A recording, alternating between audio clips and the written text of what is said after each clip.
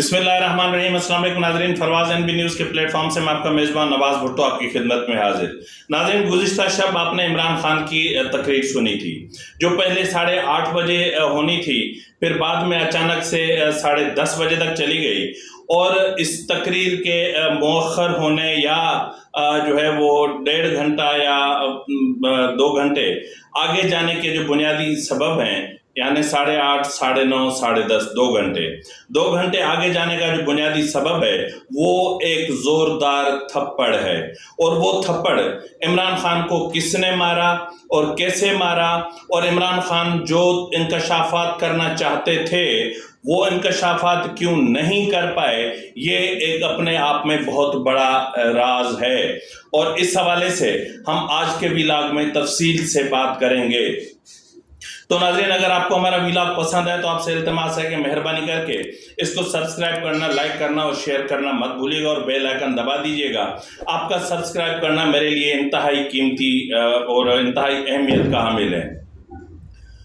नाज़रीन, जिस तरह मैंने कहा कि गुज़िश्ता शब इमरान खान ने 2 घंटे ताख़ीर से कौम से जो है वो खिताब फरमाया या खुतबा दिया, या फिर जिस शोबदेबाजी की वो बात कर रहे थे वो नहीं हुआ।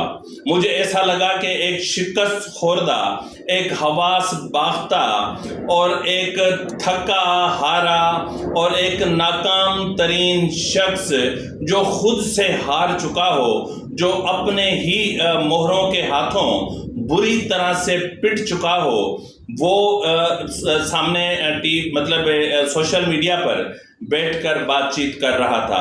एक बेरब्त बातचीत, एक ऐसी बातचीत के जिसमें कोई तसलसल नहीं था। वो क्या कहना चाह रहे थे, उनके मुंह से क्या निकल रहा था, ये सब कुछ कैसे हुआ, इस पर हम बात करते हैं। लेकिन इससे पहले जो इतलात हम तक पहुंची हैं वो आपसे शेयर करना इंतहाई ज़रूरी है।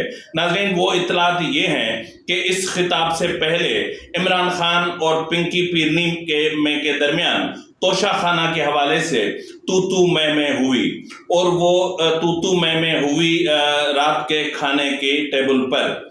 और वो तू मैं इस कदर बढ़ गई कि बुशरा बीबी उर्फ पिंकी पीरनी ने शदीद गुस्से में आकर इमरान खान को एक थप्पड़ रसीद कर दिया, क्योंकि इमरान खान मुगलजात बक रहे थे, वो गालम गलोच पर उतर आए थे।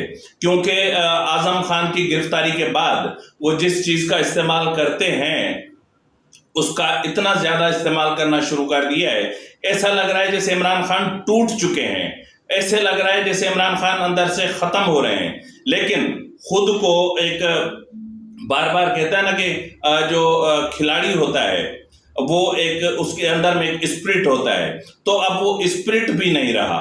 अब इमरान खान के पास कोई रास्ता भी नहीं बचा।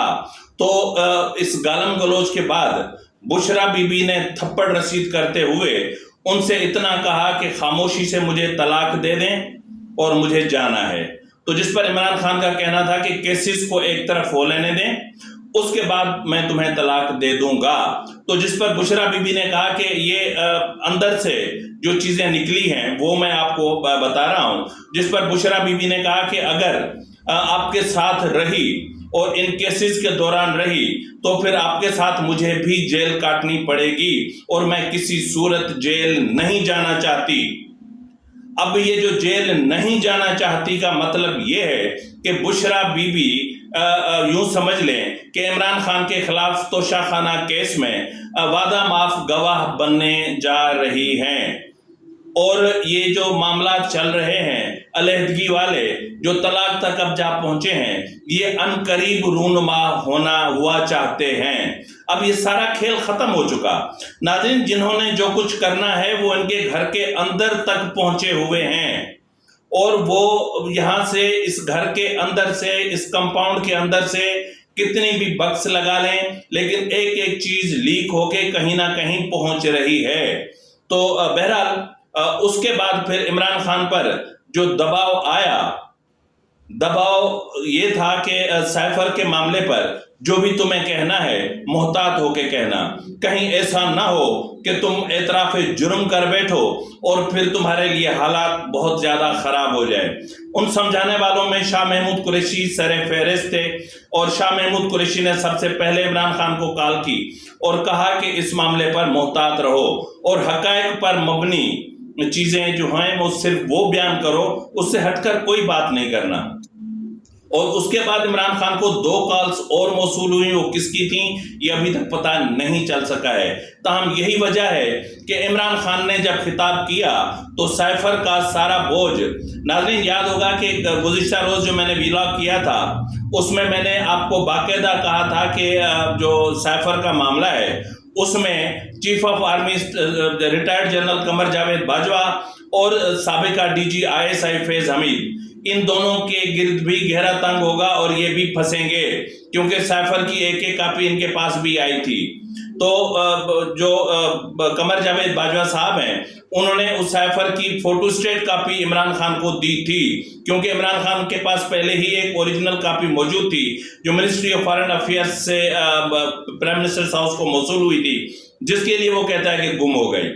تو بہرحال اس کے بعد اس کا سارا وزن قمر جاوید باجوہ پر ڈالنا اور ایک بار پھر امریکہ کو نشانے پر لینا، یعنی اس سے یہ بات ظاہر ہوتی ہے کہ عمران خان اب امریکی کانگریس مینز کی جو ایفرٹس تھیں، اور گزشتہ دنوں جو امریکی ترجمان نے عمران خان کے سائفر سے متعلق جو بات چیت کی یا جو معاملات انہوں نے اٹھائے، اس کے بعد عمران خان امریکہ سے مایوس ہو چکے، اور اس لیے انہوں نے ایک بار پھر جو ہے وہ ڈونلڈ لو اور پھر امریکہ اپنے مفادات کے خلاف کچھ نہیں کرتا، ان کو تعلقات دوستی کوئی چیز نظر نہیں آتی اور ان کو صرف اپنے مفادات کو پروٹیکٹ کرنا ہوتا ہے، اور پھر القاعدہ اور پھر افغانستان اور پھر طالبان اور پھر 80,000 شہادتیں اور پھر وار آف ٹیرر اور یہ ساری چیزیں، یہ جو ہم سن کے ہمارے کان پک چکے ہیں۔ تو عمران خان صاحب اگر زیادہ ہی چڑھی ہوئی تھی تو آپ کو خطاب نہیں کرنا چاہیے تھا۔ آپ نے کہا تھا نا کہ یہ ایک اچھے ڈرامے سے بھی بڑھ کر اس میں سنسنی خیزی ہوگی، یہ سینسیشنل ہوگا، یہ سحر انگیز ہوگا، یہ حیرت انگیز ہوگا، یہ انکشافات سے بھرا ہوا ہوگا۔ کہاں گئے وہ انکشافات؟ اور اگر وہ سائفر جو ہے وہ منظر عام پر لایا جاتا ہے اور اس میں اگر یہ نہیں ہوتا کہ عمران خان کی حکومت کو تحریک عدم اعتماد کے ذریعے گرا دو، تو پھر مسئلہ یہ ہے کہ کچھ چیزیں ٹیکنیکل ہوتی ہیں، اس میں اگر لفظ عمران خان نہ ہو اور لفظ اپوزیشن نہ ہو تو آپ کہہ رہے ہیں کہ پی ٹی ایم نے اپنا جو پی ڈی ایم اور پی ٹی آئی کے منحرف اراکین بار بار امریکن کونسلیٹ جا کے اور امریکن کونسلیٹ سے اپنا جو کونسلیٹس اور ایمبیسیڈرز تھے ان سے ملتے رہے۔ تو شاہ محمود قریشی، فواد چودھری، اسد عمر یہ کیا کرتے رہے؟ اور جو اپنا ڈونلڈ بلوم ہے جو ایمبیسیڈر ہیں امریکہ کے یہاں پر، وہ فواد چودھری کے گھر کیوں گئے تھے؟ آپ یہ کہہ رہے ہیں کہ جی آپ کی وجہ سے IMF کا معاہدہ ہوا ہے، تو یہ جھوٹ آپ کس سے بول رہے ہیں؟ خود کو تسلی دینا چاہتے ہیں۔ تو بہرحال ناظرین، اس خطاب کے دوران اگر آپ نے کوئی کلوز شاٹ آپ کو مل جائے تو اس کو ذرا غور سے دیکھیے گا، کہیں نہ کہیں کسی نہ کسی گال پہ آپ کو ایک ہلکا سا لال نشان نظر آئے گا، اور وہ لال نشان انتہائی اہمیت کا حامل ہے۔ تو بہرحال اگر دیکھا جائے اس حساب سے تو عمران خان اب سمجھ چکے ہیں کہ اب گیم ان کے ہاتھ سے نکل چکی ہے۔ بالکل اسی طرح جس طرح آخری بال ہو اور 10 آپ کو رنز چاہیے ہوں، تو پھر آپ کیا کر سکتے ہیں؟ زیادہ سے زیادہ چھکا مار کے 6 رنز کر سکتے ہیں، تو ہار تو 4 سے پھر بھی جائیں گے۔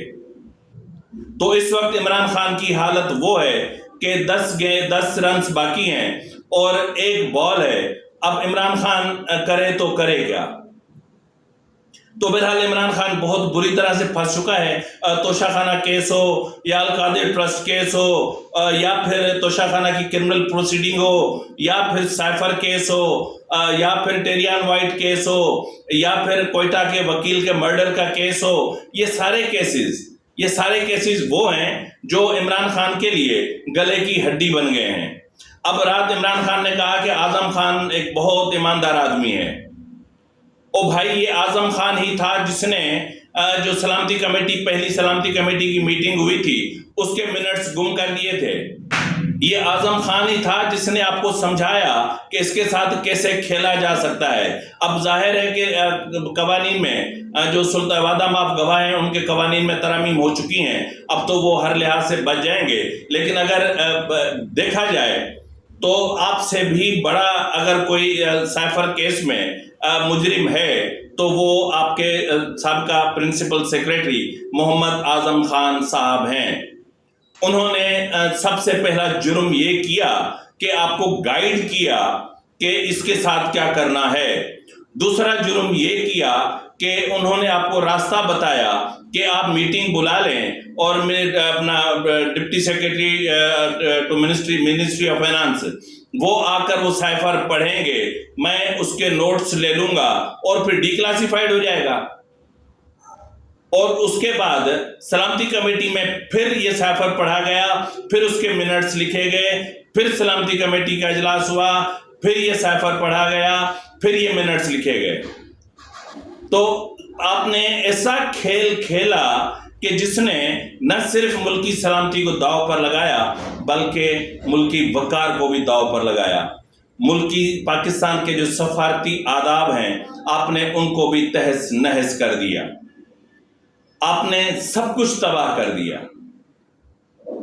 کس کے ایجنڈے پر چل رہے تھے آپ؟